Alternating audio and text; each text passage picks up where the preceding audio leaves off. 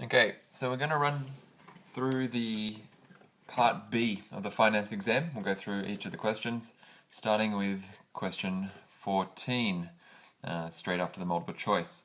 So we're given an income statement, and so we're going to see on that sales, opening stock, purchases, closing stock, and expenses.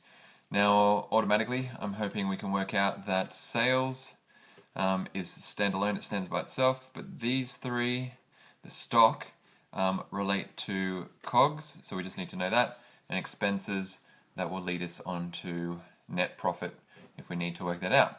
So question 1, determine Tim Yogurt's cost of goods sold, so COGS. So we really just need to remember what the calculation is for that, which is the opening stock plus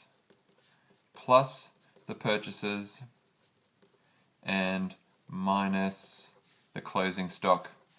Now, a couple of people actually minused all of them or added closing and minused purchases. Just need to remember opening stock plus purchases minus the closing. So opening stock, it's 15,000 plus our 65,000 minus the 20,000. Alright, so that takes us to 80, 60,000 is our answer. So simple, it works just because of the equation. Question 15, determine Tim's Yogurt's gross profit. The gross profit we need to remember is sales minus COGS equals gross profit. Now, obviously, because of question 14, we needed to answer that correctly to work out 15. But there was at least half a mark in it if you got the figure wrong in 14, but got this equation correct. So in this case, it's 200,000 minus our 60,000, which equals 140. Okay. 140,000. Calculate, now question 16, calculate Tim Yogurt's net profit ratio. We don't have net profit yet, so we actually need to remember what that calculation is before we can get this question done. We go back to our income statement, and it's 30,000 for expenses. So, to calculate the net profit, we first have to work out what net profit is. So net profit equals our gross profit minus expenses, which equals gross profit, we already know is 140, so it's 140,000 minus our expenses, which is 30,000. So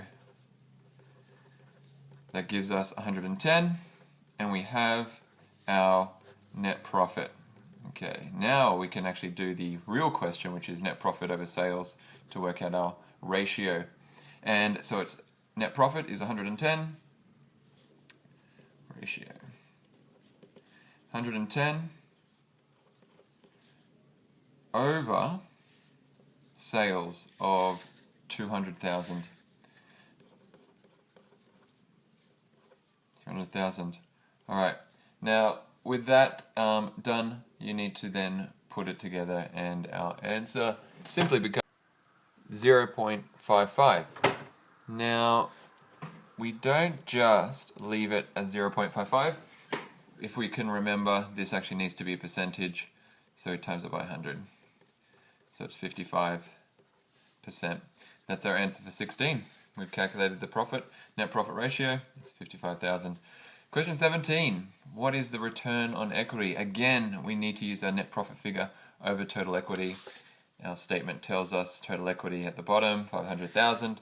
So we take our net profit, 110,000, put it over the top of our 500,000 in equity, and what we get once we put it into a calculator is 0.22, which again should be a percentage, so we times it by 100 if you need to, which is 22%.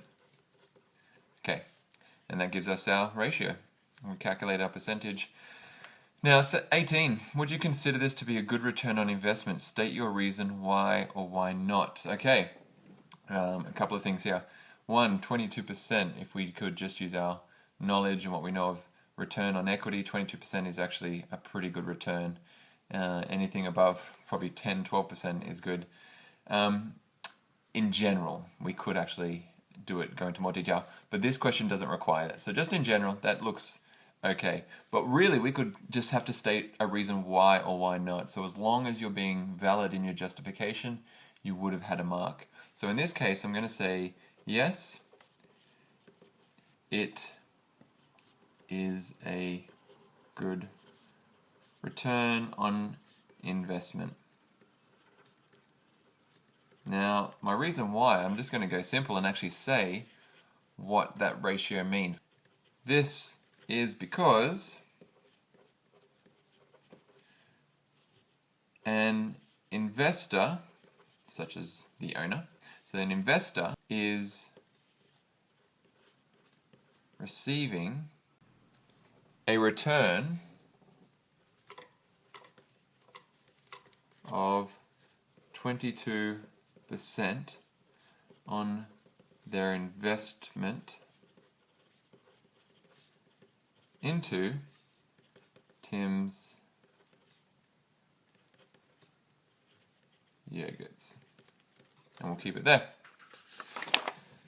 Okay, question 19. Now, the first question, actually, if we look at the statement, tells us we're looking at a balance sheet.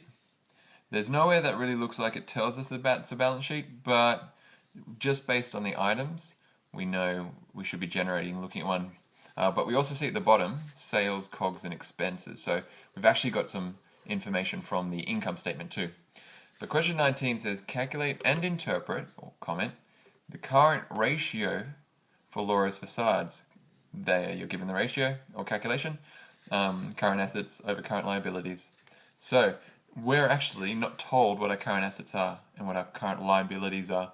So we just need to know this, and you need to review your financial statements to see on the balance sheet what actually constitutes an asset and a liability. So an asset is something we own, and a liability is something we owe, like a debt.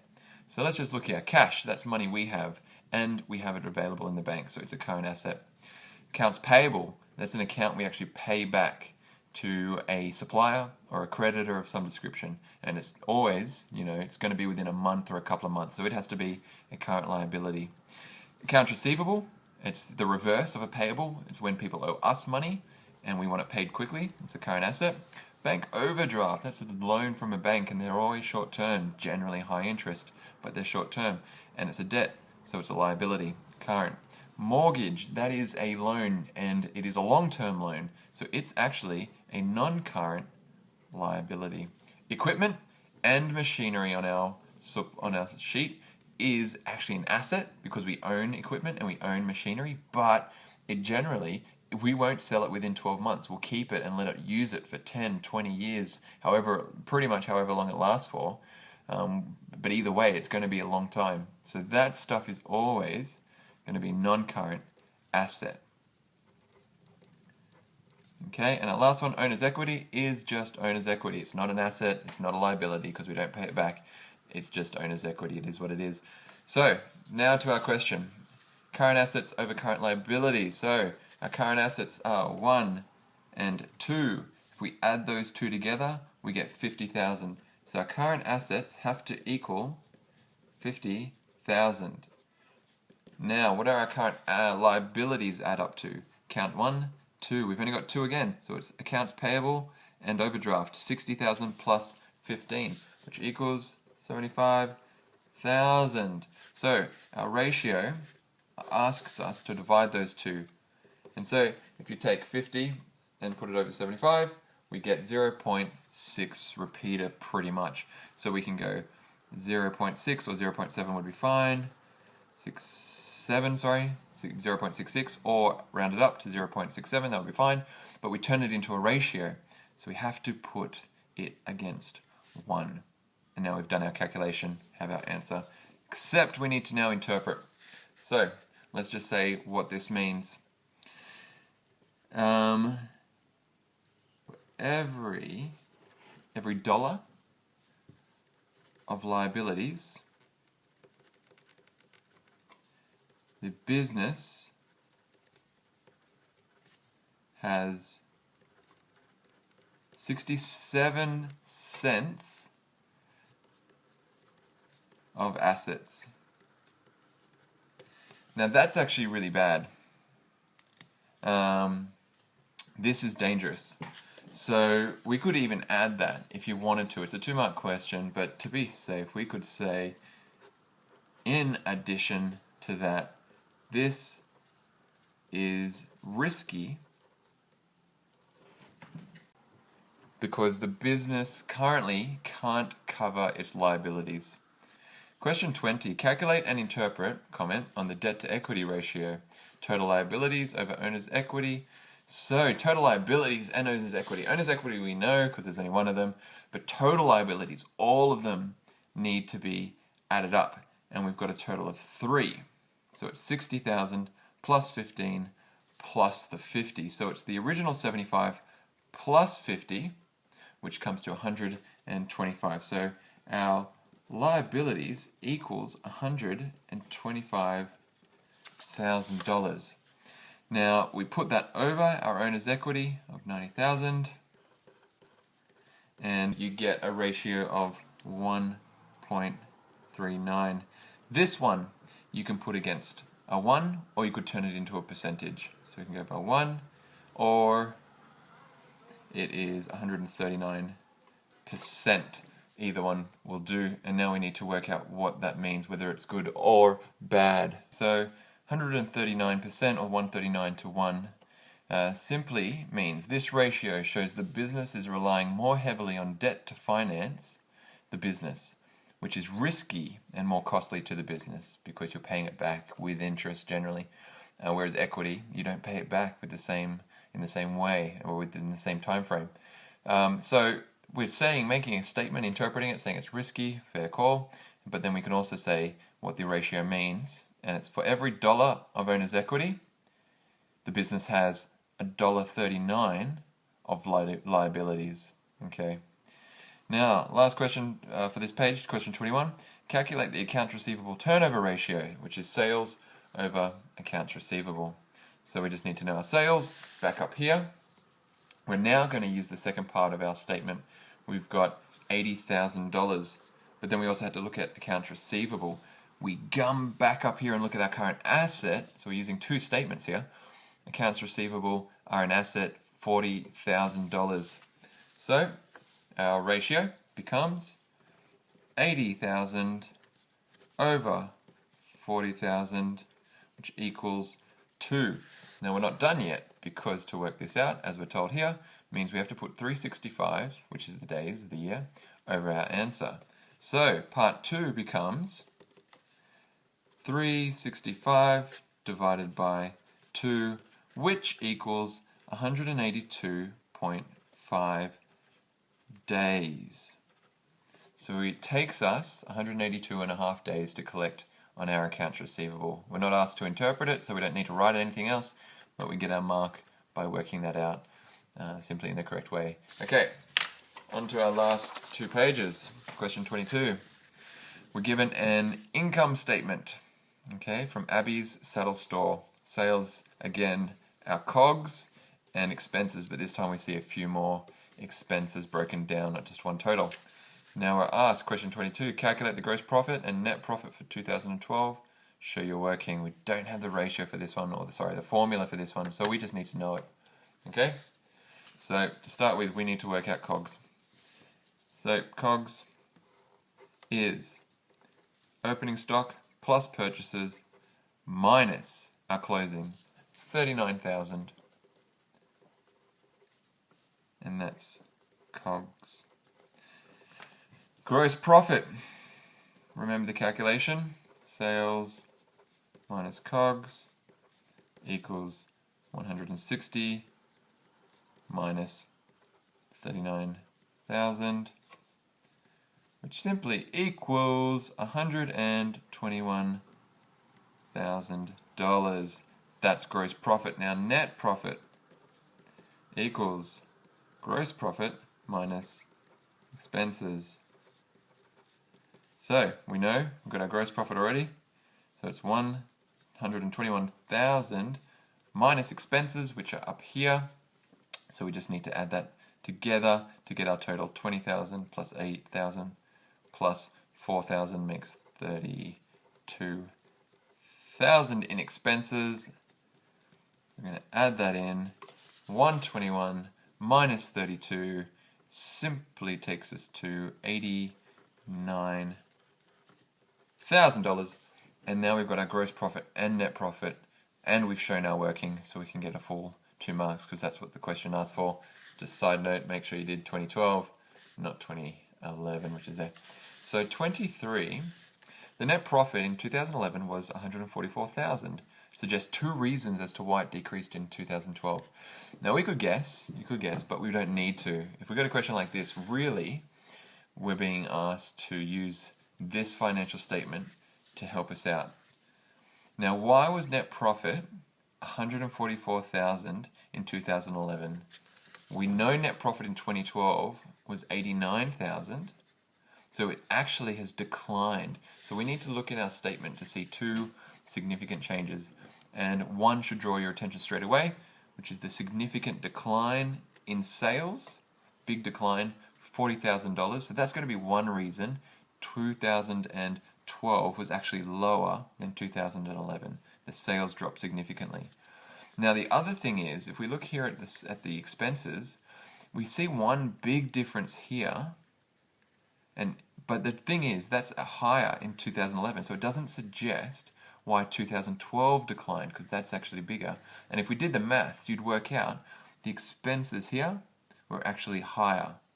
So we're not going to get an answer from that, because expenses, if expenses are higher, you'd think that would give you a lower net profit, but it didn't. So it must be somewhere else. This is the only other area we've got. And if you do a quick calculation of COGS, you get 25 plus 32, which makes 57, minus 47 equals $10,000. Now, that is a massive change from 2012 when COGS was 39,000. So our second reason for the massive decline, or the larger decline in profit between these 2 years, is because COGS was higher in 2012, which led to an impact on net profit, even though it's early on in the piece. So our reason number 2 after sales is because the COGS is actually higher in 2012. So back to our question. Reason 1, sales for 2012 declined by $40,000 in 2012. Reason number 2 is going to be COGS. COGS increased by $29,000 in 2012. Both of those will have an impact on your profit, so there are 2 reasons that we got. Alright, 24. Using the expense ratio, total expenses over sales, comment on Abby's Saddle Store's efficiency for 2011 and 2012. Show all working. So we need to do the calculation plus comment on the efficiency. So let's do the efficiency for both years, because we're being asked to do a trend analysis here. So 2011, our expense ratio, total expenses, efficiency, 2011 efficiency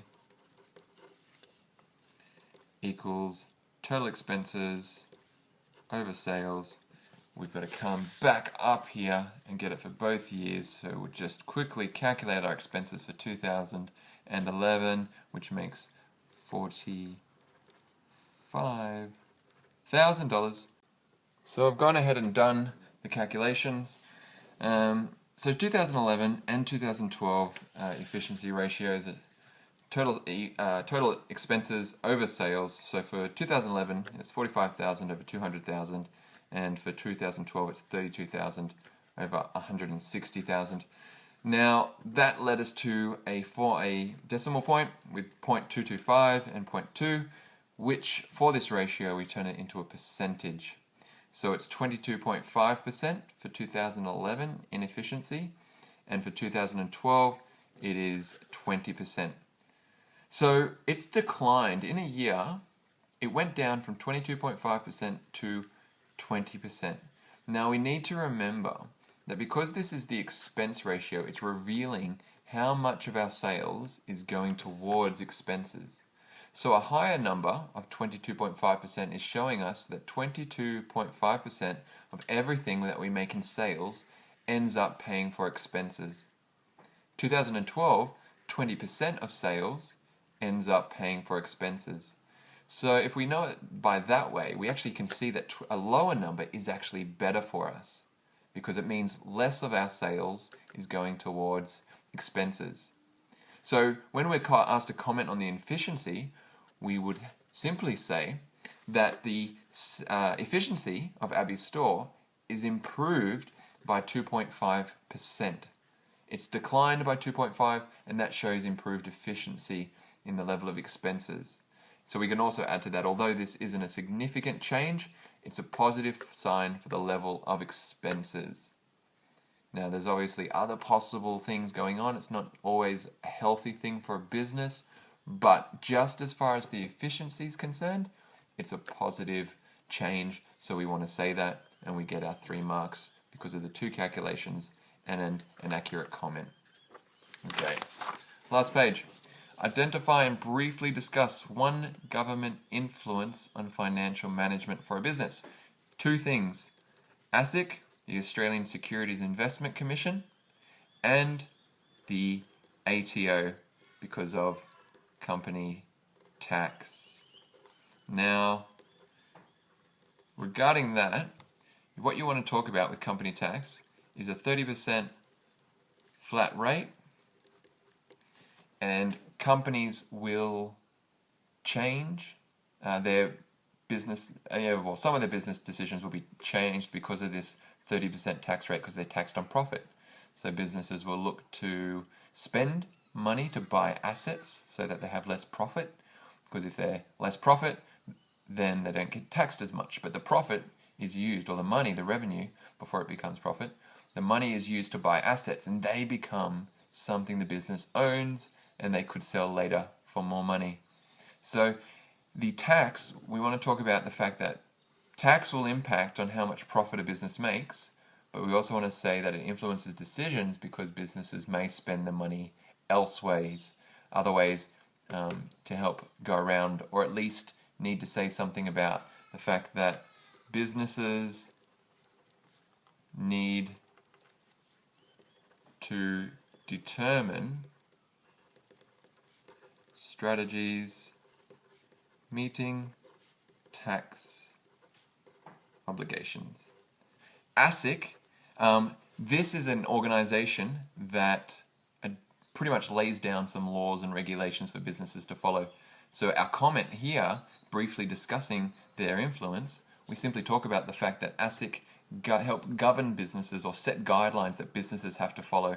So businesses need to adjust their activities and the way they operate to make sure they adhere to those standards, that they meet those standards, and avoid any unnecessary fines or punishment consequences that ASIC would deliver for breaking those codes or breaking the regulations.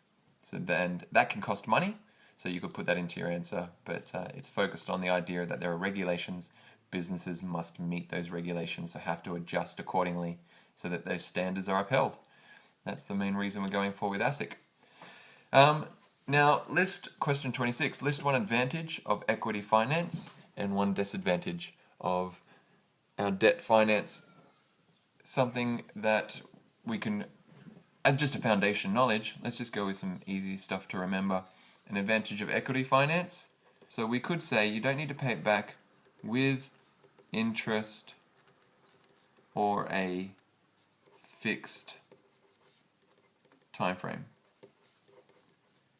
Now, if you've got investors, you'll probably want to pay them things like dividends, otherwise they won't invest. But it's not the same way with a debt. But we can, with our disadvantage to debt, we can actually take this example and flip it on its head. A disadvantage of debt finance is that you need to pay it back with interest. within a fixed time frame.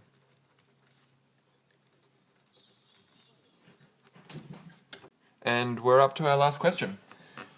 Aaron and Alyssa are owners of AA Business Supplies Pty Ltd. They are in the process of expanding their business to achieve more profit and have set a goal of opening 2 additional stores in Sydney within the next 2 years. Discuss how the interdependence of key business functions is needed in order to achieve this goal. So we'll write an answer, but just for the video, let's just quickly make sure we know what interdependence means, and then you can read my answer after that. So we need to remember interdependence of key business functions is all about how the 4 key business functions come together and work together and affect each other. So we've got operations, we've got finance, we've got marketing, and we have human resources. Now, remember that each and everything interacts and relates. And so that is essentially what we need to talk about, that all items affect each other, but talk about it in regards to this business which is growing. Their goal is to have 2 new stores in order to achieve profit. So our answer is asking us to talk about how each of these items interrelate in order to open those 2 new stores and make a profit. So we're going to think about things like operations. We're going to need to have equipment and manufacturing to develop new products in those stores. But to do that, we're going to need finance in order to pay for those operations and the increased number of inputs required. But we'll also need staff to work at these new stores. So HR are going to require more people, but that means they'll also need more money to pay the wages and salaries. And lastly, marketing to advertise the product that are being manufactured by operations is important, but we need finance to do that, and ultimately we also need people to sell that product, because we're going to look at sales as part of marketing as well. So that together, by having all those elements, the business can make more products, have more stores available, satisfy more customers, and increase its sales, which ultimately can lead to increasing our profit. We'll talk about that in our answer to 27, and you've got yourself your 4 marks. So that is the way we'll answer each of the questions within this task. So I hope that was helpful. If it's my class that are watching this, feel free to email me. If you've got questions, things for me to clarify, let me know and I'll do it. Okay, see ya.